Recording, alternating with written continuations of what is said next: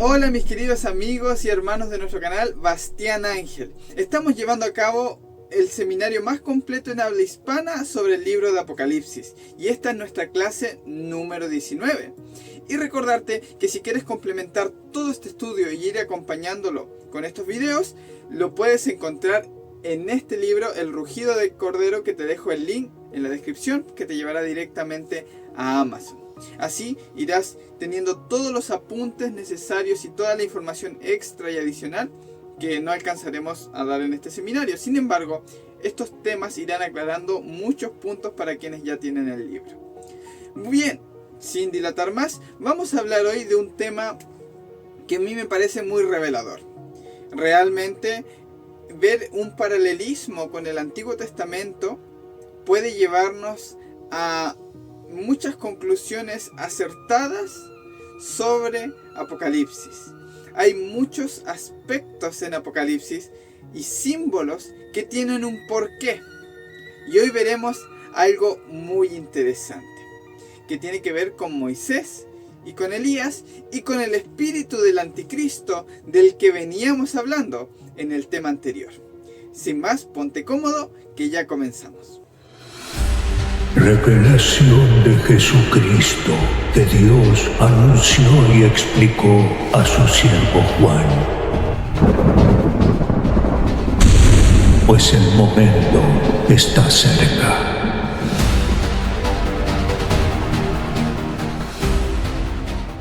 Muy bien, en el tema anterior vimos que el anticristo es mucho más que solo una persona, sino el espíritu del anticristo permea a más de una persona, a muchas personas.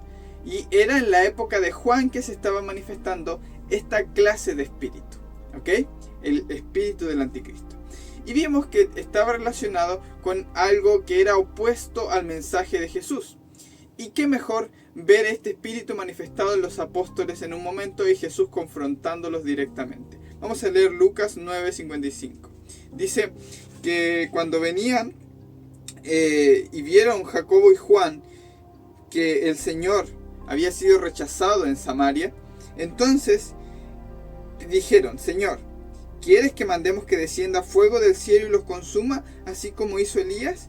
Pero él, volviéndose, los reprendió y dijo: Vosotros no sabéis de qué espíritu sois, porque el Hijo del Hombre no ha venido para destruir las almas de los hombres, sino para salvarlas. Y se fueron a otra aldea. Ahora bien, si tú no has visto el tema del anticristo, te invito a verlo. Pero hoy examinaremos algo que compete a Jacobo y Juan permanentemente. O sea, ellos estarán involucrados en este asunto más de lo que uno creería. ¿Bien? Ahora presta atención que el espíritu que ellos manifiestan, Jesús dice que es justamente opuesto al de él, que vino no a destruir sino a salvar. Por lo que podríamos llegar a cierta conclusión acerca de que el espíritu que busca destruir las almas de los hombres es el espíritu del anticristo, y el espíritu que busca salvarlas es el espíritu de Cristo. ¿Sí? ¿Tiene sentido? Pues Jesús mismo manifestó este contraste cuando reprendió a sus apóstoles. Los apóstoles estaban haciendo referencia a cuando Elías fue encarado por una comitiva de 50 hombres que lo fueron a buscar, lo fueron a invitar a que se presentara frente al rey. Y Elías dijo: si yo soy siervo de Dios, si yo soy profeta de Dios, que ahora mismo descienda fuego del cielo y los consuma. Vamos a ver que lo que hace Elías con el fuego es bastante habitual. Luego hay muerte también involucrada cuando desciende fuego del cielo y manda degollar a los profetas de Baal. ¿Sí? Esto ocurrió con Elías y era destruir a los hombres. Era consumir con fuego a las personas, la vida de los hombres. Y Jesús dijo: vine a salvarlas. Así que, Primera de Reyes 19, del 11 al 12, sucede algo muy curioso. Elías es el profeta del fuego, pero al parecer Dios quiere mostrarle algo a Elías, y es que él está en una cueva y él le dijo: sal fuera y ponte en el monte delante de Jehová. Y aquí Jehová pasaba, y un grande y poderoso viento que rompía los montes quebraba las peñas delante de Jehová, mas Jehová no estaba en el viento. Esta palabra delante es en contra de Jehová o opuesto a Jehová. no estaba en el viento. Y tras el viento un terremoto, mas Jehová no estaba en el terremoto. Y tras el terremoto un fuego, mas Jehová no estaba en el fuego. Y tras el fuego un silbo apacible y delicado. Así que en este silbo apacible y delicado es donde Elías se cubre el rostro y allí estaba Dios. Entonces hay algo que está ocurriendo aquí. Dios le está mostrando que ni en el terremoto, ni en el viento estruendoso y destructor, ni en el fuego está Él. La pregunta es, ¿quién sí está ahí? Por lo menos sabemos que Dios no está en el fuego. Dios no está involucrado con ese fuego del cielo que Él hace descender. Por ejemplo, vemos en el libro de Job, que Job 1, 16 y 21 dice, mientras estaban hablando, vino otro y dijo, fuego de Dios. Noten que atribuyen que el fuego es de Dios, igual que en Elías, atribuimos a Dios el fuego del cielo. Pero, ¿fue Dios que lo envió? Fuego de Dios cayó del cielo y quemó las ovejas, a los criados y los consumió. El Señor dio y el Señor quitó. Bendito sea el nombre del Señor, dice Job. Así que tanto Job como el siervo atribuyen a que fue el fuego de Dios el que descendió del cielo. Sin embargo, en el mismo libro de Job, vemos en el capítulo 1, versículo 11 al 12, Satanás le dice a Dios, pero extiende ahora tu mano y toca todo lo que tiene y verás cómo no te maldice en tu misma cara. Ahora, Dios se niega a extender su mano y tocar a Job. En otro momento veremos que esto no es algo, yo no me ensucio las manos, tú haz mi trabajo sucio. Ahora no nos compete estudiar esto, pero en otro momento lo revisaremos. Sin embargo, noten que Dios no acepta y dice, entonces el Señor dijo a Satanás, he aquí todo lo que tiene está en tu poder, yo no extenderé mi mano, está en tu poder. ¿Okay? Entonces Satanás salió de la presencia del Señor y lo que vemos a continuación es que fuego desciende, viene un estruendoso viento y derriba la cabaña donde estaban los hijos de Job, etcétera, etcétera. Y traspasan espada y se llevan al ganado de Job. ¿Okay? Entonces toda esta destrucción y matanza vemos que no viene de Dios, viene de Satanás en el libro de Job por lo menos, o como se nos relata allí.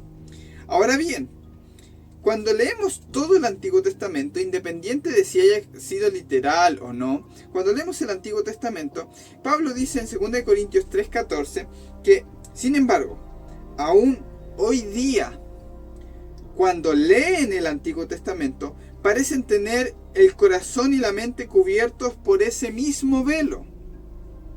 Solo Cristo puede quitar el velo para que entiendan. Entonces, cuando se conviertan al Señor, el velo se quitará. Cuando vuelvan su rostro al Señor Jesús, entonces ese velo se quitará. Quiere decir que los fariseos, hablando Pablo de los judaizantes, cuando leían el Antiguo Testamento, parecían tener un velo en el rostro. No entendían el Antiguo y el Nuevo Pacto, no entendían a Cristo, quien era la manifestación plena de Dios en todo el Antiguo Testamento. De Cristo se habla en el Antiguo Testamento. Él es la figura. Él es a quien están apuntando esas profecías. Ahora no lo están encontrando porque están viendo al lado incorrecto. Están viendo las sombras y no al ser mismo, al cuerpo mismo. Cristo es la sustancia. Entonces vamos a mirar el Antiguo Testamento, lo que ocurrió con Elías, lo que ocurrió con Job, lo que ocurre en Moisés. Por ejemplo, en la rebelión de Coré. De por sí, ¿sabías que el Salmo 81 es el Salmo de los hijos de Coré y es considerado como un salmo mesiánico? ¿Sí? Hay más de un salmo que habla acerca de descender al Seol, de cómo ha sido rodeado de la muerte, y se atribuyen y se leen como, mira, aquí está hablando de Jesús, ojo, está hablando de los hijos de Coré, y claro, efectivamente, está apuntando a Jesús, pero ¿quiénes? Los rebeldes. Coré. Pero en realidad Coré no fueron los malos de la película, aunque eso nos quiere hacer parecer Moisés. Pues Dios ya le había dicho al pueblo que todos serían un real sacerdocio. Y eso es lo que pedían Coré, que no fuera solo una élite los sacerdotes, sino todos somos sacerdotes, tomando las palabras que el mismo Dios había dicho. Ahora bien, Moisés dice, no. A ver, si están rebelándose y haciendo todo esto, dice 2 de Reyes 1 del 10 al 12, si yo soy hombre de Dios, esto es lo que dice en el Elías, Si yo soy hombre de Dios, que descienda fuego del cielo y los consuma. Ahora, para rememorar eso, era importante que miráramos Números 16, 28 al 30. Si el Señor realmente ha hablado por mí, que suceda algo maravilloso y que se abra la tierra. Entonces, comparemos estos dos, Elías y Moisés. Si yo soy, y que ocurra algo y hay muerte, destrucción, fuego del cielo, la tierra, hay un terremoto, se abre la tierra y se traga a sus supuestos adversarios, ¿no? Ahora, ¿cómo se consagraron los levitas y el linaje del sacerdocio en Israel, que de por sí adoraban a Moloc, como hemos visto en otros temas? Se consagraron atravesando a filo de espada a su hermano. En el pie del monte Sinaí, cada uno tomó la espada y atravesó a su hermano y murieron 3.000 personas en un día. En el nuevo pacto son bautizadas 3.000 personas. Uno es amor al prójimo y el otro es odio al prójimo.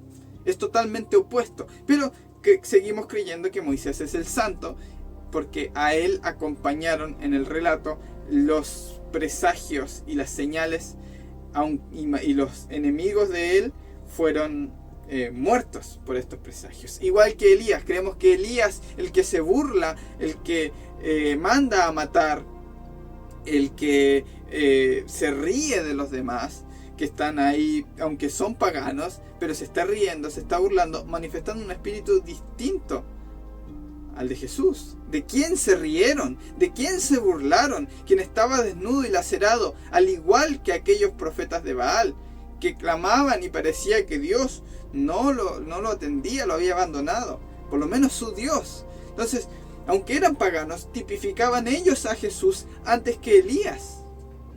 ¿Sí? Ahora, esto es mirar el Antiguo Testamento sin el velo puesto. A lo que voy es a lo siguiente.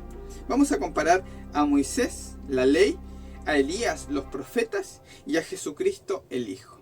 ¿Sí? Vamos a hacer una tabla comparativa que lo vas a encontrar totalmente completa en el libro, ¿vale?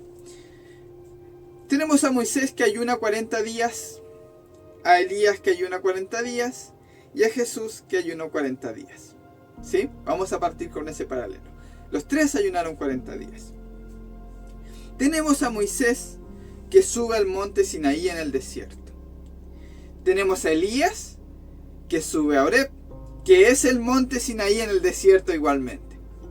Tenemos a Cristo que es llevado a un monte muy alto en el desierto, no sabemos a cuál, pero es llevado a un monte muy alto. Bien, vamos bien hasta ahí. Los tres ayunan 40 días, los tres suben a un monte. Los tres suben al monte Sinaí, podría ser, no lo sabemos, eso ya no lo sabemos, pero sabemos que Moisés y Elías suben al mismo monte. Luego, Moisés, en el monte sucede una tempestad, un terremoto, hay oscuridad, hay fuego y hay una voz aterradora. El monte humeaba. Elías, hay una tempestad, hay un terremoto, hay fuego, hay estruendos, hay un viento recio. Lo mismo. Y Cristo se encuentra con el tentador. Qué interesante. Qué interesante.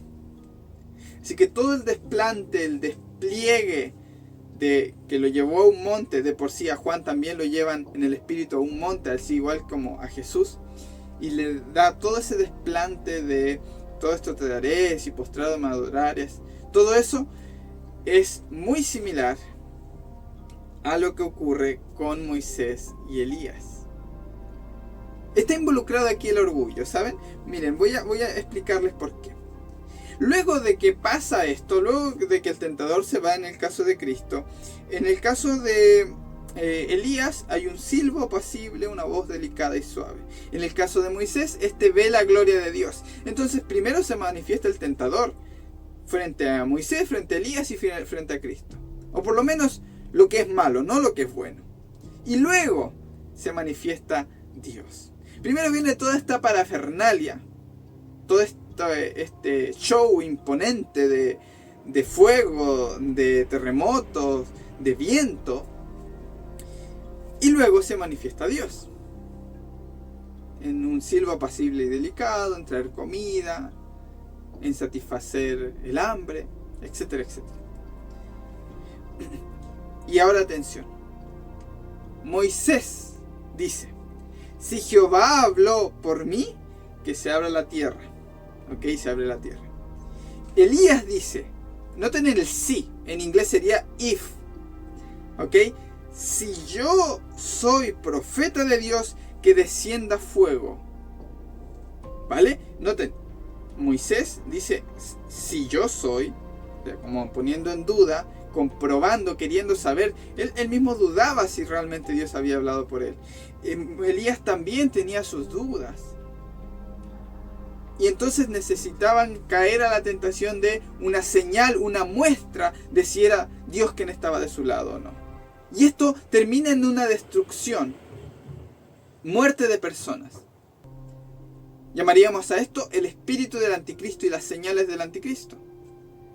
Pero en Cristo no funcionó esta tentación. Jesús dice, se le dice, si eres, noten que es la misma tentación que están sufriendo Moisés y Elías.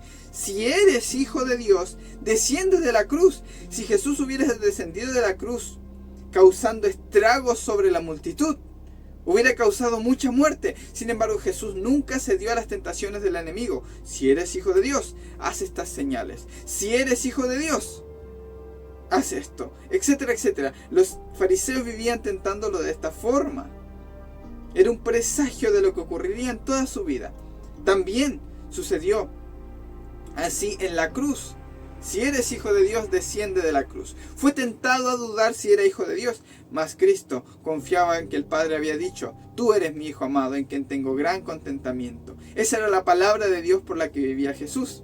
Ahora bien, Moisés y Elías fracasaron aquí. Y al ceder a esta tentación, causaron gran estrago, por lo menos bíblicamente hablando, ¿vale? Si ocurrió o no ocurrió, bíblicamente ellos hicieron descender fuego del cielo, se abrió la tierra, hubo un gran terremoto y causaron mucha muerte. Y Jesús, en cambio, murió. Él fue la víctima y salvó a muchos. Gran diferencia, ¿no? Ahora, en Moisés mueren muchos. En Elías mueren muchos. Con Jesús nadie muere. Él nunca mató a nadie. Ahora, vamos a trasladarnos todos estos tres personajes juntos a un monte. ¿Saben de qué monte estoy hablando? El monte de la transfiguración. Pero no nos quedemos allí. También vamos a llevar a otros personajes más que nos acompañaron al principio de nuestro relato. A Jacobo, Juan y vamos a agregar a Pedro, ¿vale? Y en el monte de la transfiguración aparecen Moisés, la ley, y Elías, los profetas. Y Jesús, el Hijo, ¿vale? Lo que pasa es que cuando Pedro quiere ponerlos a la misma altura diciendo, ¿quieres que hagamos tres tabernáculos? Un tabernáculo es para adorar, uno para Moisés, uno para Elías y uno para ti. Poniéndolos a la misma altura de Cristo. Sin embargo, Cristo es mayor que la ley y los profetas, ¿sí? Ahora bien, del monte de la transfiguración desaparece Moisés, desaparece Elías y permanece Cristo. Y el Padre dice, este es mi Hijo amado, a él oíd. No a Elías ni a la ley, perdón, no a Moisés ni a la ley, no a Elías ni a los profetas, a mi Hijo. A él oíd. Y lo primero que dice Jesús, que fue quien permaneció, es no temáis. ¿Sí? No temáis. Ahora, por favor, quédate conmigo porque viene algo aún más revelador. Tú dirás, ¿qué tiene todo esto que ver con Apocalipsis? Ajá, tiene todo que ver. Vamos a leer Hebreos 12, 18 al 24. Porque no os habéis acercado al monte que se podía palpar, y que ardía en fuego, y a la oscuridad, y a las tinieblas, y a la tempestad. ¿Se están dando cuenta de los elementos que hay aquí? Fuego, oscuridad, tinieblas, tempestad. ¿No les suena familiar? Al sonido de trompeta, a la voz que hablaba, una voz aterradora, la cual los que la oyeron rogaron que no se les hablase más, porque no podían soportar lo que se ordenaba. Si aún una bestia tocara el monte, sería apedreada o pasada con dardo. Ahora, recuerden esto, una bestia, si tocaba el monte, sería apedreada o pasada con dardo. Tan terrible era lo que se veía, que Moisés dijo, estoy espantado y temblando. Ese es el mensaje de Moisés. Miedo. Produce miedo, te produce que te aterres con la imagen del Dios que proyectan. Sino que os habéis acercado al monte de Sión. No nos hemos acercado a ello, sino al monte de Sión, a la ciudad de Dios, del Dios vivo, Jerusalén celestial, la compañía de muchos millares de ángeles, a Jesús, el mediador del nuevo pacto. El nuevo pacto, ese Jesús que te dice, en cambio de asustarte, te dice, no temas. Es decir, no nos hemos acercado a toda esa parafernalia, sino a Jesucristo. ¿Sí? Entonces, déjame decirte algo. En Apocalipsis, ¿dónde vas a encontrar la revelación de Jesucristo? ¿Lo vas a encontrar en el silbo apacible y delicado? ¿O crees que Apocalipsis contiene, por coincidencia, los mismos elementos que vimos en el estudio de hoy? Oscuridad, fuego, tempestad, terremotos, una bestia que es herida con espada. ¿Te suena? Todo esto da miedo, ¿no? Mas Apocalipsis es la revelación de Jesucristo. Por eso, en Apocalipsis no te distraigas con las bestias, con el fuego, con el terremoto, porque todo eso es la parafernalia que viene antes de la gran revelación de Jesús. Por eso cuando Juan ve a Jesús, cae como muerto a sus pies. Dice Apocalipsis 1:17, cuando le vi, caí como muerto a sus pies. Esta es la primera impresión. Y él puso su mano derecha sobre mí diciendo, no temas. ¿Adivina qué? Cuando Juan, Jacobo y Pedro están en el monte de la transfiguración, ellos están cabeza gacha, asustados, con miedo. Y Jesús pone su mano derecha sobre ellos y les dice, no teman. No tengan miedo. Se repite la escena. Mire, fíjense, Mateo 17, 6 al 7. Cuando los discípulos oyeron esto, cayeron sobre sus rostros, igual que Juan, y tuvieron gran temor. ¿Tienen miedo? Entonces se les acercó Jesús y tocándolos le dijo, levantaos y no temáis. Siempre el mensaje del Hijo será no temáis. Y la buena noticia es que el Hijo está por encima de la ley y los profetas. Miren lo que dice, vamos a terminar con esto. Hebreos 1 del 1 al 3. Dios, habiendo hablado muchas veces y de muchas maneras en otro tiempo a los padres por los profetas, en estos postreros días nos ha hablado por el Hijo, a quien constituyó heredero de todo y por quien asimismo hizo el universo, el cual siendo el resplandor de su gloria y la imagen misma de su sustancia. Con razón, al leer Apocalipsis y tener ese velo puesto del carácter de Dios, decimos con Moisés, estoy espantado y temblando. Sin embargo, aunque fue hablado la voz de Dios por medio de los padres, a los padres por los profetas en otro tiempo, ahora en este tiempo una sola vez nos ha hablado por el Hijo. Y Él es la revelación máxima del carácter de Dios y te dice, no tengas miedo. Así que todos los que digan que Apocalipsis es un libro de miedo y que las profecías están por cumplirse y debemos tener cuidado con todo esto, mienten. Y tienen el velo puesto. Se han perdido del foco central del libro, que es la revelación de Jesús. Me sorprendió ver mensajes que contradecían el estudio en el tema número 1 que hicimos. El 1, la revelación de Jesús, que es lo más claro, que es indiscutible que Apocalipsis es la revelación de Jesús. Sin embargo, ya habían personas diciendo, no tienes idea de lo que estás hablando, Apocalipsis es un libro de miedo, de terror, de advertencia para los pecadores, etcétera, etcétera, etcétera. Pues yo simplemente sonreía porque sabía todo lo que venía y todo lo que implica. Iremos desencriptando cada símbolo paso a paso, pero no te distraigas con eso porque el punto central es Jesús. Y si Él te dice no temas, no hay otra voz que pese más que la suya. Te Te invito a conseguir nuestro libro El rugido del cordero en este botón.